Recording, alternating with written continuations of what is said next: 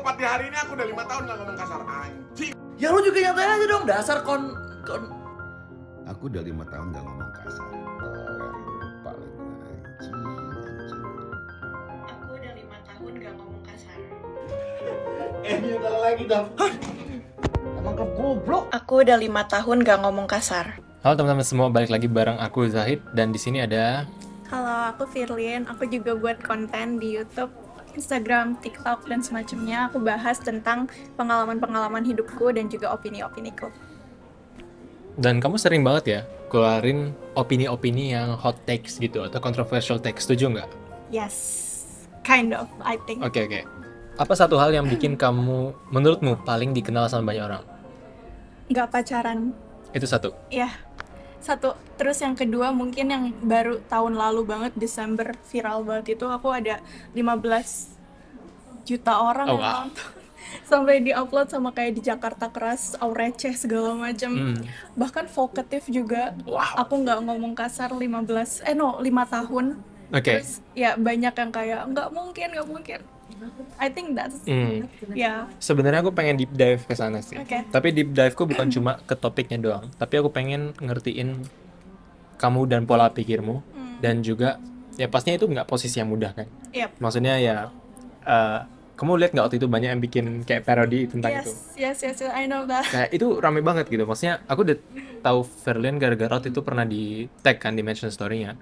Terus waktu itu aku lagi di Jerman, lagi di exchange. Terus tahu-tahu masuk ke FYP ku yang awalnya kontenmu yang nggak ngomong kasar itu. Terus jadi aku move on kan dari situ. Terus jadi rame lagi. Dan yang ramenya tuh bukan kayak akun-akun template self dev yang biasa gitu loh, tapi kayak konten kreator komedi kah, banyak yang bikin parodi dan semacamnya. Jadi aku pengen ngebahas itu. Mungkin kita bisa tampilin dulu ya contoh-contoh parodi yang dibikin tentang ini gimana. Oke. Terus kamu lihat itu di berita. Apa aja sih yang dibilang di berita itu? Sebenarnya kebanyakan dari mereka tuh cuman kayak nge-repost apa yang udah aku post aja gitu loh. Tapi of course mereka pasti kan untuk nyari audience juga, jadi Yeah. diganti-gantilah beberapa katanya. Cuman aku tuh yang aku ngelihat banget itu orang tuh cuman fokus di beberapa detik awalnya aja. I mean, we as content creator, we obviously Yeah, try yeah. to use hook, right? Iya, apa itu yang awal? Aku bilang kayak aku 5 tahun gak ngomong kasar gitu. Terus udah mereka cuman berhenti di situ Berarti aja. di situ, oke. Cuman mereka tuh nggak lanjut nonton sampai akhir, yang which is video itu kayak 3 menitan lah ya, 3 menitan. Orang-orang tuh cuma nonton di beberapa detik pertama, Ya. stop there.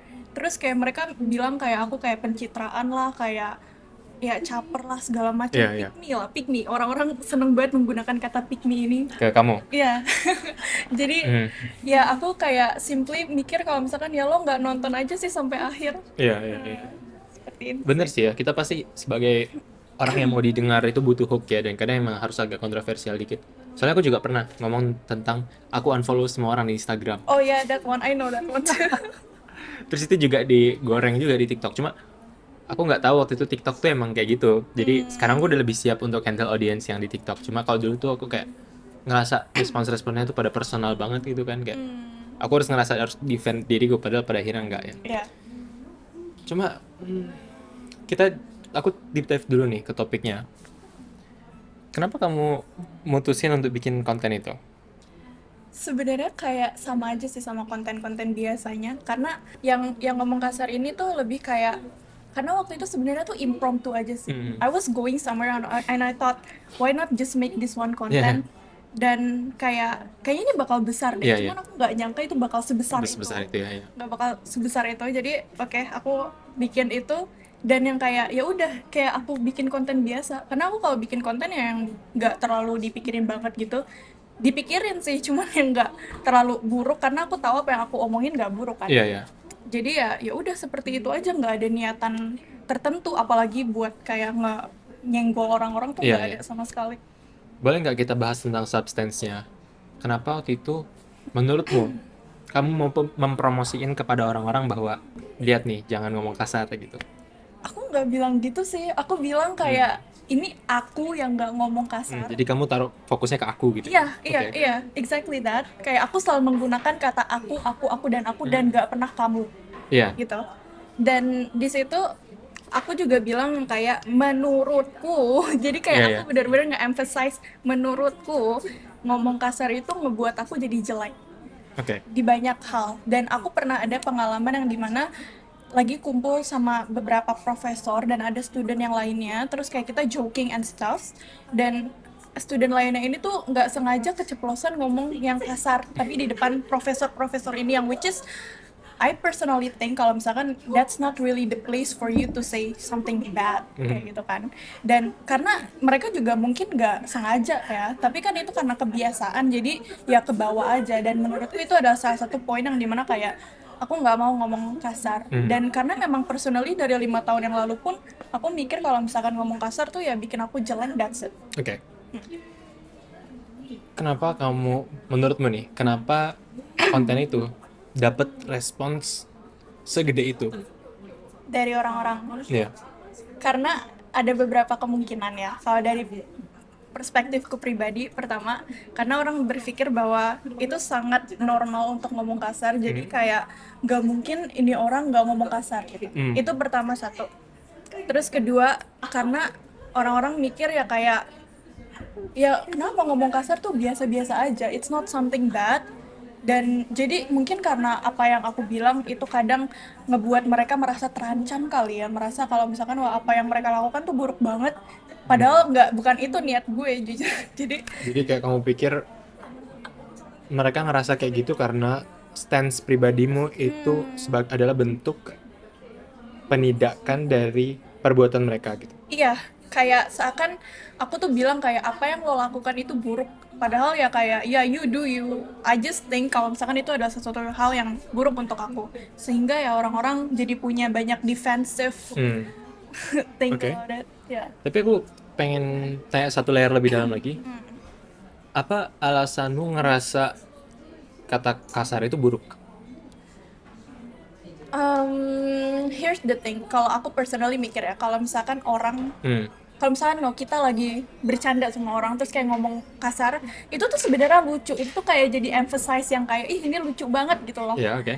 Tapi kalau buat aku pribadi ya, aku lebih mikir kalau misalkan kayak ada beberapa kata yang mungkin bisa diganti aja atau kayak diplesetin. Cuman ini disclaimer juga, kayak mungkin aku bilang aku nggak 5 tahun ngomong kasar itu bukan yang berarti aku bersih 100% itu enggak. Tapi lebih ke kayak aku tuh ngeganti kata-kata itu menjadi kata-kata lain. Aku plesetin kata-katanya. Jadi it's not the exact word that I use, terutama yang bahasa Indonesia itu aku udah nggak pernah gunain lagi. Tapi mungkin untuk yang bahasa Inggris gitu-gitu segala macam, kadang masih suka keceplosan. Cuman tuh kayak aku ganti. Kayak misalkan kayak what the hell gitu kan, terus kayak ganti jadi kayak what the heck gitu. Jadi kayak diplesetin sedikit, ngerti gak sih? Jadi sehingga aku kan bilang sebenarnya di video itu bukan aku nggak ngomong kasar gimana, tapi aku mengurangi banget gitu.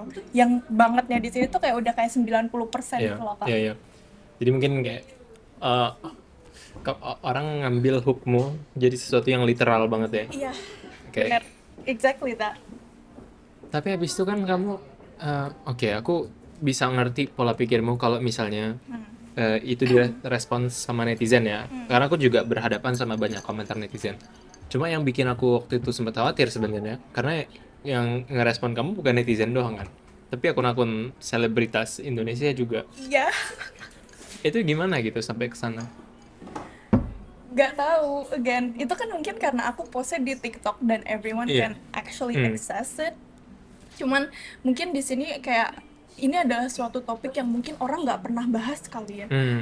Kayak aku ngerasanya tuh nggak ada orang yang pernah ngomong kayak mereka tuh nggak ngomong kasar segini jelasnya gitu sebagai hook terutama. Jadi orang-orang tuh kayak waduh apa ini, sesuatu hal yang nggak pernah dibahas. Jadi mereka bikin inilah segala macam. Aku aja kaget banget waktu pertama kali aku ngeliat itu di Jakarta Keras sama di Aureja. Aku kayak what Kamu lihat is sendiri atau ada yang Aku ngasih lihat- tahu? Aku lihat sendiri yang itu. Terus gak lama kemudian Vokatif nanya ke aku kayak boleh nggak kita up ini, tapi yang Jakarta Keras sama Aureja ini mereka nggak bilang ke aku. Misalnya kayak Dava Arik gitu, Oh ya, yang pokoknya banyak lah akun-akun gede, kayak banyak banget, kayak yang selebritas TikTok Indo. oh TikTok. I thought like the celebrity Indonesia gitu. Akan seleb talk. Oke, Seleb Talk, oke. Yeah. I saw that. Too. Kalau ya What was going through your head? pas nonton Yeah. parodi mereka, Iya. Hmm. aku nggak terlalu take offense of it. Oke. Tapi at the same time kayak I don't really think it's the right thing to joke about. Karena obviously apa yang aku omongin tuh bukan hal yang lucu. Dan karena again aku ngelihatnya kayak why do you just like take the first part of the video and stuff terus kayak udah di jokes Iya. about gitu. Tapi pada akhirnya tanpa aku harus benar-benar kayak marahin mereka in person, orang-orang di sosmed lain itu juga kayak kok lo malah ngejoke sih? Banyak counter narasinya kan? Iya. Jadi banyak akun-akun yang dewasa gitu lah, kayak akun-akun counseling, psikologi, kayak self growth gitu yang bales itu Iya. parodi-parodinya gitu. Iya. Jadi kayak apakah kita udah regres jauh itu moralnya gitu sampai tapi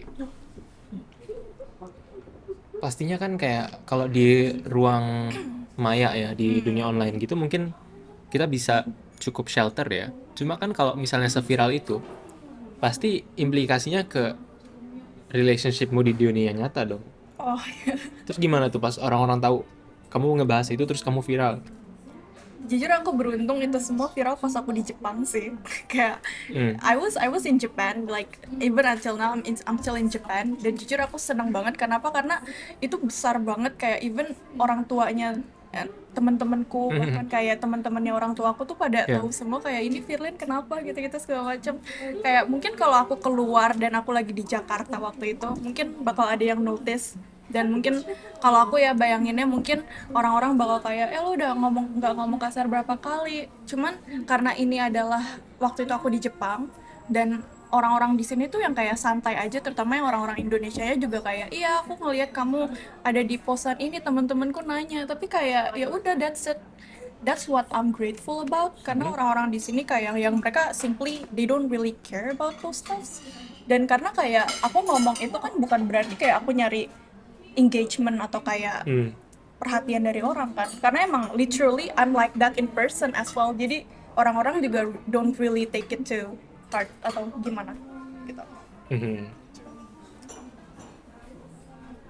Ini agak susah kali ya karena kalau aku sendiri kadang tuh ngerasa bahwa siapa aku di ruang maya ya beda sama siapa di dunia asli gitu. Iya. Maksudnya kayak kadang aku bisa ngehandle pressure yang ada di online, tapi entah kenapa kalau dia lebih deket gitu, kayak orang-orang yang ku tahu dari masa kecilku misalnya, tetangga-tetangga gitu, itu lebih sensitif gitu. Makanya waktu itu aku keluar dari ITB kan, terus sempat digoreng lah karena aku bikin konten yang productivity dan semacamnya, tapi malah keluar dari ITB gitu.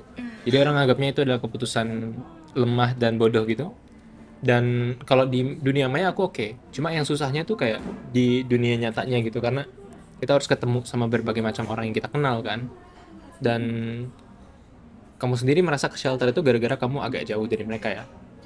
Yes, kalau di Indonesia ya pribadi. Cuman kalau misalkan di sini kan juga masih ada beberapa orang Indonesia dan banyak dari mereka juga yang emang tahu aku sebagai this person in social media, terutama waktu itu lagi viral banget juga. Tapi kayak aku coba membedakan aja sih. Maksudnya kayak memang kalau misalkan di dunia nyata, let's say kalau misalkan dalam konteks ngomong kasar ini ya, kadang masih keceplosan atau gimana, juga ya kebanyakan orang-orang yang emang aku mingle with, yang jadi teman itu ya mereka juga ngerti aja bahwa well I'm just still a human being, ngerti gak sih? Jadi kayak apa yang aku preach di social media, I'm still the same person as I am in real life, tapi at the same time kayak I will just cut myself some slack kalau misalkan ya ada keceplosan atau apalah gitu. Oke. Kamu setuju nggak kalau momen itu ngebuat brandmu lebih kuat? Iya, Kenapa? setuju. Karena waktu itu pas aku quote-unquote viral itu followersku naik sih. Naik berapa? Aku nggak terlalu ngitung, mungkin ada 10.000 kali. Oh, wow, banyak banget. Iya kan, terus kayak jadi banyak yang kenal aku dan mungkin di sini aku juga jadi makin kayak sadar kali ya kalau misalkan kayak my internal community itu jadi lebih kuat juga, karena banyak kan kayak orang-orang yang bikin konten terus kayak ngebelain aku, terus banyak yang kayak di komen-komennya itu kayak oh kayak we're never gonna hate you Firlin, bla bla bla segala macam. Kayak lucu banget guys. Tapi itu emang apa sih ya, pernah dibahas Seth Godin juga di bukunya Tribes. Pokoknya intinya kalau misalnya kita mau punya posisi yang bagus nih, posisi leadership yang bagus, kita harus buka diri ke potensi bahwa kita bakal dihujat juga. Ya, Karena itu tandanya kita punya pendapat yang kuat. Kalau misalnya kita disayangi semua orang, berarti tandanya pendapat kita B aja. Pendapat yang kuat bakal ada hujatan dan di saat yang bersamaan bakal punya pendukung yang kuat. Makanya kayaknya brandmu jadi kuat banget abis itu kulihat ya. Makanya ini juga berlaku kayak ke K-pop gitu. Pasti grup-grup yang paling terkenal itu grup yang banyak hatersnya, tapi banyak juga yang kayak loyal fansnya kan. Tim-tim sepak bola juga gitu, yang brandnya paling kuat pasti punya haters. Messi benci Ronaldo nih fansnya, Barcelona benci Madrid fansnya, yang gitu-gitu kan. Jadi kamu ngerasa bahwa brandmu semakin kuat di saat itu. Tapi kayak kamu ngelihat potensi itu kan, kamu nge-leverage-nya gimana buat brandmu? Apakah kamu jadi bikin lebih banyak konten yang serupa lagi, atau kamu ngerasa kamu butuh break setelah momen yang viral itu? oh I did took a break like 2 weeks. Wow. I think 2 weeks aku nggak pakai social media sama sekali, kayak I put my phone in my closet and stuff. Karena memang it's kinda too much, you know. Kayak pas lagi waktu itu tuh banyak orang-orang yang kayak justru nyari kesalahan-kesalahan aku di konten-konten lama. Ah sih, oke. Atau kayak maybe ada orang-orang yang kenal aku in the past terus kayak coba bring out what I did in the past, which is like Padahal kinda dulu dia gini ridiculous. loh. Iya, exactly Aku that. dulu teman SD-nya begini. That's kind of ridiculous gitu. Jadi kayak ya I mean I'm still a human being as well. Jadi Iya. aku buat kayak udah gue istirahatin aja semuanya. Tapi setelah itu ya aku buat konten kayak biasa aja sih. Dan aku nggak yang terlalu manfaatin waktu viral aku waktu itu banget, itu juga nggak juga sih. Karena kayak I'm not gonna say I took it for granted. Itu lebih karena kayak it's quite a shock as well. Kan banyak nih ya orang seumuranmu atau anak-anak muda Indonesia lah yang dia pengen berkarya gitu, pengen punya suara juga di media sosial, cuma dia kehalang sama ya rasa-rasa takut kayak gitu, kayak takut dihujat atau takut dijudge. Dan biasanya tuh judge-nya tuh lebih parah dari lingkungan sekitarnya. Kan biasa ketarik tuh bukan gara-gara netizen kan, tapi Iya. gara-gara ada temennya yang Oh, bener bilang, sih. lu mah nggak bisa kayak gitu, lihat, atau jadiin lu lelucon di circle-nya gitu. Kamu sendiri gimana tuh stage awalmu untuk bisa punya suara kayak gitu? Jadi sebenarnya long story short ya, aku tuh pernah buat YouTube waktu di SMP. Tapi waktu itu aku tuh kayak diketawain gitu lah sama orang-orang, kayak ih so YouTuber gitu, banyak kan pasti kayak gitu. Aku juga berarti. Iya kan, iya kan. Kayak I think semua content creator tuh pernah ada di masa-masa seperti itu, dan waktu itu aku kayak yaudah aku berhenti karena waktu itu aku masih bocah juga kan. Jadi belum bisa lah ngehandle orang-orang yang kayak gitu. Terus waktu itu COVID, I think 2020. Terus aku buat TikTok karena menurutku TikTok tuh peluangnya lebih besar juga. Buat dapat reach ya. Iya, buat dapat reach gitu, buat lebih kayak dibesarkan lagi di TikTok. Cuman memang bener pas awal-awal juga kayak ya kinda ridiculous gitu loh buat kayak nge-share kalau misalkan hey gue buat TikTok nih, gue bikin video ini, bikin video itu, terus kayak nggak ada yang nonton. Itu lucu sih sebenarnya. Cuman at the same time kayak well, I love what I'm doing.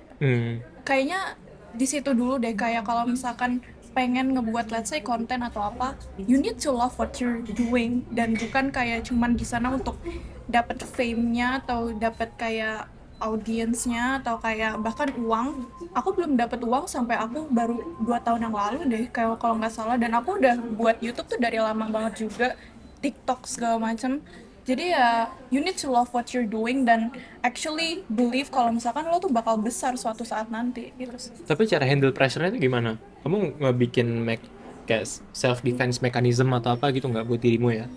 Kayak misalnya pas aku waktu itu ya, sebenarnya aku juga untungnya gara-gara COVID sih ya. Ya. Jadi keputus sama lingkungan sekitar, sama juga yang berikutnya itu waktu itu aku sempat nge-reset following gue. Jadi dari nol banget. Jadi karena dulu tuh ceritanya pas SMA tuh banyak nge-follow orang dari lomba nih. Padahal cuma nyapa doang terus saling follow. Terus nge-follow orang-orang padahal nggak kenal banget. Di sekolah ketemu cuma jalan papasan doang gitu, nggak ada ngomong apa-apa, tapi follow. Jadi harus ngikutin kehidupan mereka melulu. Dan kan yang ngebangun lingkungan kita tuh bukan cuma lingkungan fisik ya, tapi juga headspace kan, atau lingkungan mental. Itu ngebantu aku kayak dengan aku unfollow semua orang itu. Karena aku juga udah jadi YouTuber waktu itu, jadi bisa. Tapi otherwise bisa restrict atau mute atau gimana lah. Itu jadi ngasih aku kayak blank slate gitu. Bisa mulai dari nol buat nge-craft jalanku sendiri. Kalau buat kamu ada nggak self defense mechanism waktu itu? Aku punya beberapa, cuman dua ya yang menurut aku paling penting itu adalah pertama, aku membedakan banget diriku sama orang lain. Karena aku mikir kayak whatever I say, mau itu di social media atau di real life, there will always be someone who talks about me. Kayak pasti ada aja orang yang bakal nyari kesalahan kan. Kayak Betul ya. apapun yang kita lakuin pasti ada aja yang salah. Mau sebaik apapun yang kamu lakuin pasti ada aja hal yang salah dan ada aja orang yang nggak suka sama hal itu. Jadi kayak aku membedakan aja kalau misalkan kayak ya udah sih, yang penting gue nggak melakukan hal yang buruk literally ke orang lain, sehingga kayak ya udah gue bakal kayak you do you, me do me gitu, kayak I do I segala macam. Dan yang kedua itu adalah kalau misalkan aku mikir ya orang-orang ini tuh nggak bayar my bills, kayak they're not involved in my life in person juga, mereka nggak bantu apa-apa dan yang segala macamnya, sehingga aku ngerasa kayak nggak penting banget terlalu mikirin pemikiran mereka, karena it's very ironic kan waktu lagi berusaha itu orang-orang tuh kayak ngata-ngatain lah atau kayak think it's very ridiculous, tapi pas udah besar kayak gini nih banyak yang kayak ih gue kenal lo sama lo dulu kita temenan gitu-gitu segala macem. Dan waktu itu aku di posisi yang masih merintis itu kali ya bilang ya, itu aku juga mikir kayak nanti kalau gue besar juga nih orang-orang bakal demen sama gue. Jadi kayak itu defense mechanismku sih. Oke. Gimana kamu pernah nggak ngerasa bahwa atau ada ketakutan gitu bahwa gimana kalau misalnya aku beda nih sama apa yang ku sampaikan online? Karena kan suka gitu ya, konten-konten yang pokoknya produktif, yang edukasi gitu. Banyak yang nggak mau bikin karena takut beda dirinya yang di online sama di dunia nyata. Kalau kamu sendiri pendapatnya gimana? Kalau aku melihatnya aku di online dan di dunia nyata itu bedanya nggak jauh banget. Of course banyak mungkin ya kalau misalkan di dunia nyata itu let's say aku ketemu sama strangers terus aku kayak judes atau gimana, tapi di dunia nyata aku nggak judes, nggak, aku di dunia online aku nggak judes atau apa. Oh mungkin yang lebih awam juga adalah di social media tuh banyak yang bilang kayak ih kamu public speakingnya bagus banget, tapi pas udah di real life tuh kayak masih kelihatan masih gugup segala macem. Ada yang bilang gitu? Ada kok. Temanmu di dunia nyata? Oh enggak sih, enggak. Maksudnya kayak aku tahu diri aja kalau misalkan kayak di dunia nyata aku masih kayak perlu banyak perbaikan kalau misalkan public speaking misalkan. Atau kayak nge-perform diri aku di publik itu masih ada kayak pemikiran-pemikiran yang kayak aduh gue bisa nggak ya gitu-gitu segala macam. Cuman at the same time aku ngerti aja sih kalau misalkan ya kayak ini tuh proses. Jadi mungkin apa yang aku lakukan di social media itu lebih ke kayak fake it till you make it. And it literally helps me to perform whatever I'm doing. Kayak let's say yang di bahasan kita sekarang itu gak ngomong kasar kali ya. Kayak dengan aku bilang di social media bahwa aku gak ngomong kasar, itu tuh ngebuat aku kayak make myself feel responsible for what I said on social media, sehingga pas di real life aku kayak oh gue bilang ini di social media gue nggak mau dianggap hypocrite, jadi ya udah gue nggak ngomong itu. Jadi itu justru malah jadi support, malah jadi kayak hal yang Sistem nge-push aku. akuntabilitasmu. Iya benar, untuk ngebuat aku nggak ngelakuin apapun hal yang aku bilang di social media itu. Oke, itu menarik. Dan aku juga notice bahwa konten-kontenmu tuh in general ngomongnya tuh tentang how I atau caraku, aku dan menurutku gitu, yang mana menurutku ini jadi bikin orang tuh nggak bisa menidakkan itu kan, karena itu pengalamanmu dan unik ke kamu kan. Jadi kayak mau orang bilang apapun, kalau ya itu yang kamu rasain, itu yang kamu alamin, jadi nggak ada yang bisa menidakkan. Tapi kalau kamu sendiri berarti nunggu kamu jadi orang dulu baru bisa ngomong tentang suatu hal, atau kamu ngomong dulu tentang suatu halnya? Both I guess, karena aku literally pokoknya moto hidupku itu adalah kayak make my experiences into art. Jadi memang kebanyakan itu adalah kayak experienceku sendiri atau kayak experience-nya orang lain, aku pelajarin, aku olah, terus kayak aku bahas itu tapi dalam kayak perspektifku sendiri. So it doesn't always have to be necessarily I already experienced it, but I learned it from other people. Dan menurutku itu underrated banget. Orang-orang mikir kalau misalkan kayak oh I have to experience it myself, tapi kayak you can literally learn from other people. Jadi kamu nggak perlu harus yang selalu jump into that situation baru kamu bisa ngerti, itu enggak juga menurutku. Jadi aku banyak juga belajar dari observing other people, terus kayak mengolah itu di kepalaku sendiri dan coba apply itu ke diriku sendiri sih. Iya, banyak yang seperti itu. Sih, oke. Terus kamu juga kan udah ngomong nih ada beberapa topik yang kontroversial nih yang jadi pembahasanmu apa aja? Nggak pacaran. Oke. Bisa nggak jelasin lebih jauh tentang itu? Yang nggak pacaran. Iya. Yang bagian apa? Kayak aku nih dapat titipan pertanyaan nih. Jadi kayak aku juga punya beberapa teman kan yang sering kontenmu tuh sering lewat di mereka. Oke. Terus mereka tuh nitip ke pertanyaan ke aku gitu. Karena kan kayak mungkin bedanya ya. Iya. Bisa jadi banyak dari audiens kita nih yang masih SMA dan sebagainya. Jadi dan biasanya mereka masih di posisi dimana kayak apa yang mereka lakukan itu karena diturunin orang tua. Jadi orang tua bilang jangan pacaran, jangan ini, jangan itu. Mereka masih ikut kan. Oke. Cuma kayak ini titipan dari teman-temanku yang seumuran kita nih, Oke. yang umuran kuliah juga, yang otomatis mereka udah mikir ke stage selanjutnya kan. Terus mungkin ini mirip sama case yang kamu bilang jangan ngomong kasar gitu ya. Jadi mungkin ada dari sedikit bagian dari diri mereka yang ngerasa kayak pilihanmu itu adalah bentuk kritik terhadap pilihan saya gitu. Oh, ya. Jadi mereka nitip nicely ya. Iya. Kayak titipin dong, tanya alasannya kenapa gitu. Alasan buat aku kenapa pacaran itu nggak Ya, baik. kamu kan bikin konten itu kan? Kayak, Yes. mungkin sebutin dulu kontennya apa aja misalnya kamu Oke. bikin. Terus kenapa? Oke, pertama aku banyak banget buat video-video tentang jangan pacaran. Waktu itu pertama kali aku buat itu di TikTok. Hmm. Aku waktu itu umur masih 19 tahun. Judulnya Iya, itu iya. kayak pandangan anak umur 19 tahun yang nggak pernah pacaran seumur hidupnya, something like that lah. Iya. Aku udah nggak inget banget. Tapi aku banyak bahas itu sekarang juga.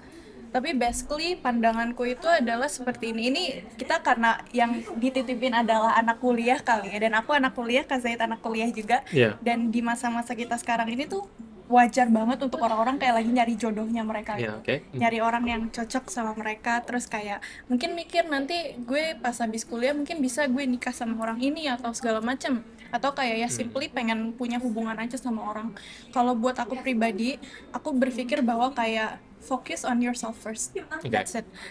Dan ini tuh of course ini di-apply-nya ke aku ya, karena selalu kayak yang Kak Zaid bilang juga, aku selalu kayak aku dan karena memang patokannya tuh selalu aku gitu. Kalau misalkan kamu pengen ambil bagus, kalau enggak juga nggak apa-apa.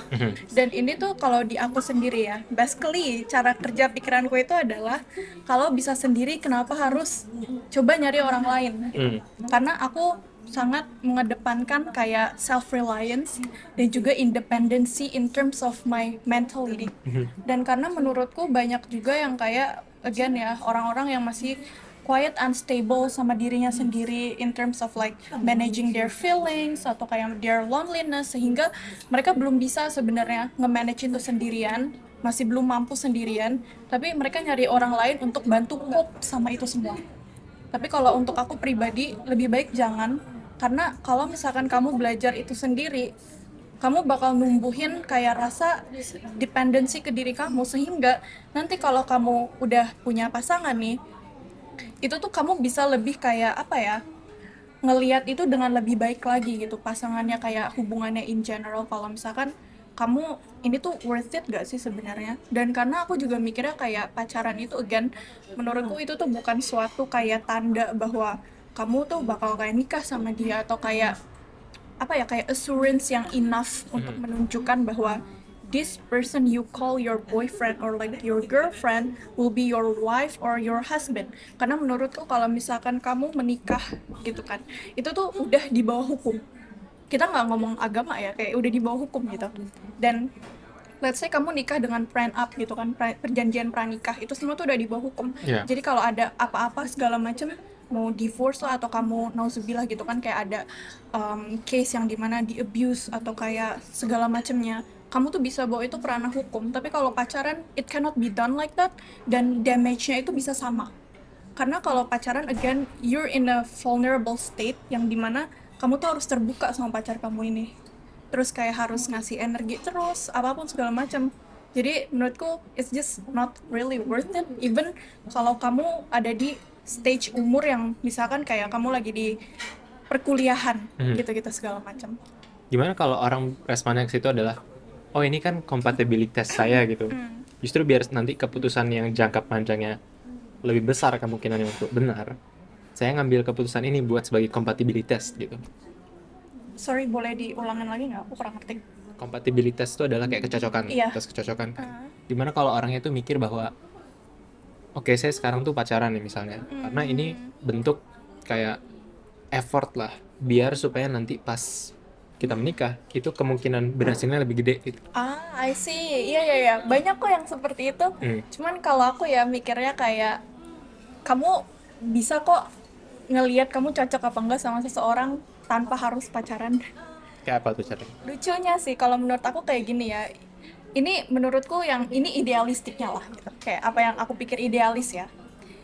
Let's say kamu kenal sama kakak kelas kamu atau sama temen seangkatan kamu gitu. Kamu udah tahu sama orang ini dari lama. Tapi kamu nge-observe dia gitu, nge-observe kayak perilaku dia sebagai pribadi itu gimana sih ke peers-nya, atau misalkan kamu lagi ada di restoran atau apa, terus dia gimana caranya memperlakukan kayak servants-nya gitu-gitu segala macam. Jadi you don't always need to be in a relationship to know if that person is compatible with you or not.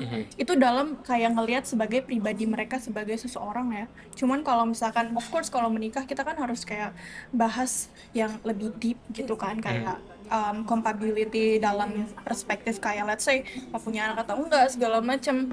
Nah itu tuh harus yang kayak diomongin sama that person. But of course again you don't need to always date them. Cuman dari awal harus ada ketertarikan. Gak harus yang kayak kamu tiba-tiba sama orang yang kamu nggak kenal, kamu nggak suka, terus tahu-tahu kayak ngobrolin soal pernikahan, kan nggak mungkin ya. Iya.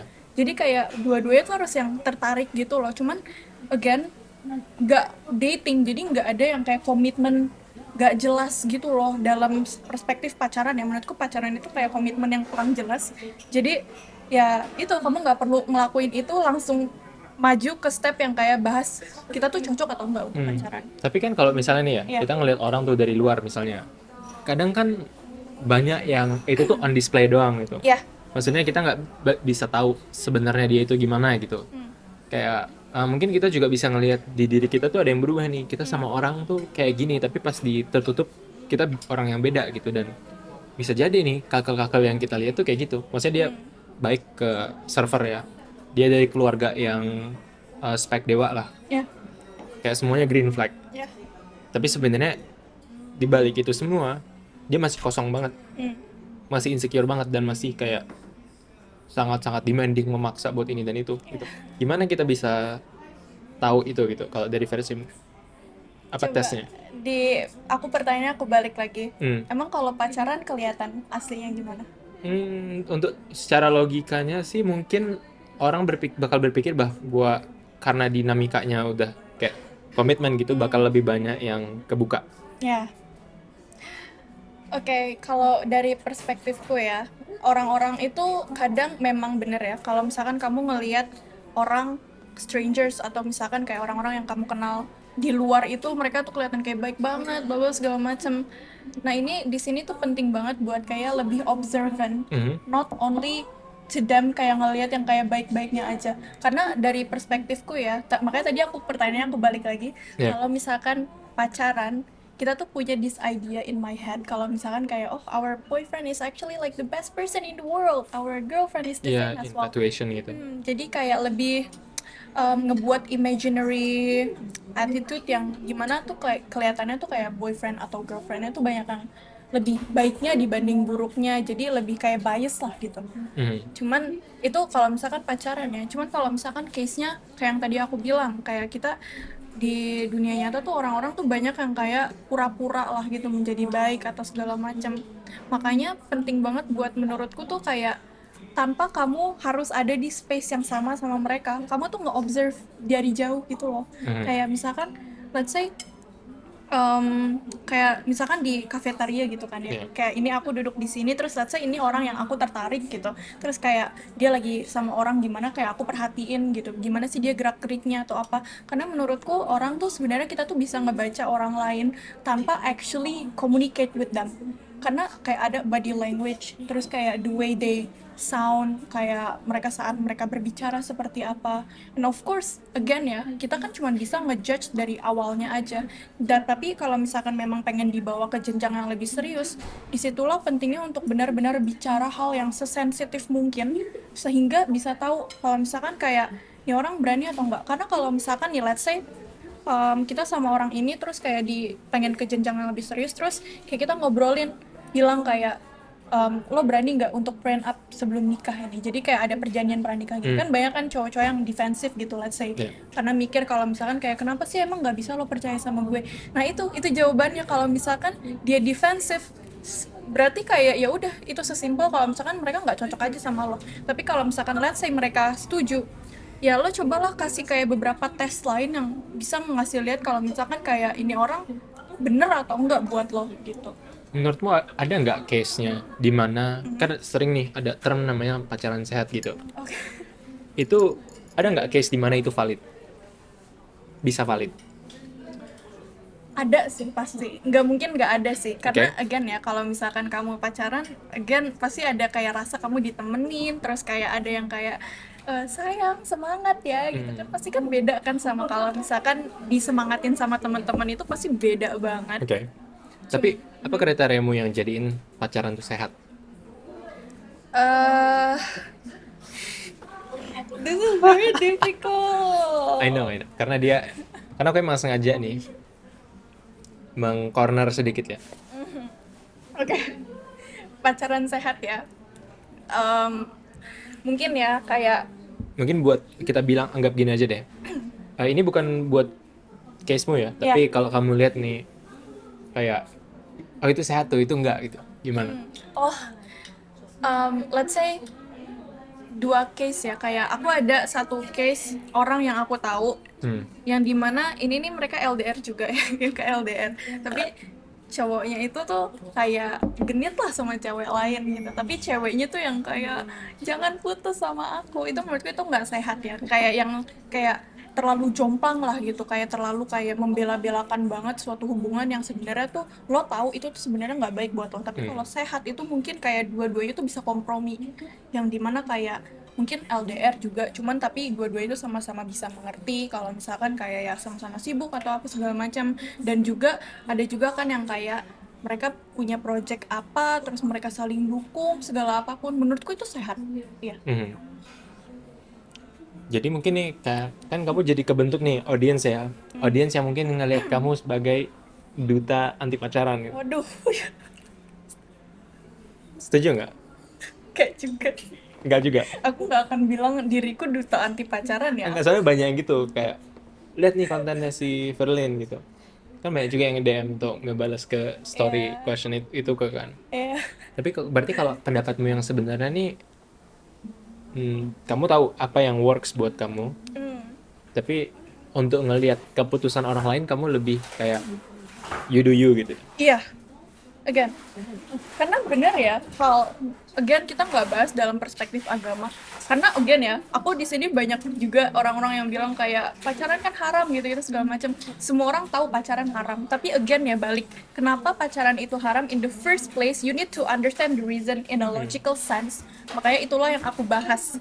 Dan kayak kalau misalkan orang lain decided untuk pacaran, let's say mereka ketemu sama pasangan yang baik, ya kayak ya good for you, kayak it has nothing to do with my principles and stuff. Aku bakal tetap stay untuk kayak ya udah sama prinsipku. Tapi kalau orang lain yang decided untuk pacaran atau segala macam, ya good for you. Ini sebenarnya topiknya udah kita bahas lebih jauh lagi di channelnya Verlin. Kita bahas apa aja di sana? Kita bahas kayak standar TikTok and stuff, tapi dalam perspektifnya cewek dan juga cowok. Oke, ini sekarang nih lagi pada unboxing apa gitu, pesanan kali ya di kafenya. Jadi mungkin kita ada disuruh pergi. Jadi ya, thank you teman-teman udah nonton podcast kali ini. Sekali lagi thank you Verlin buat di sini. Thank you, Pak. Sampai ketemu lagi di episode selanjutnya. Bye bye.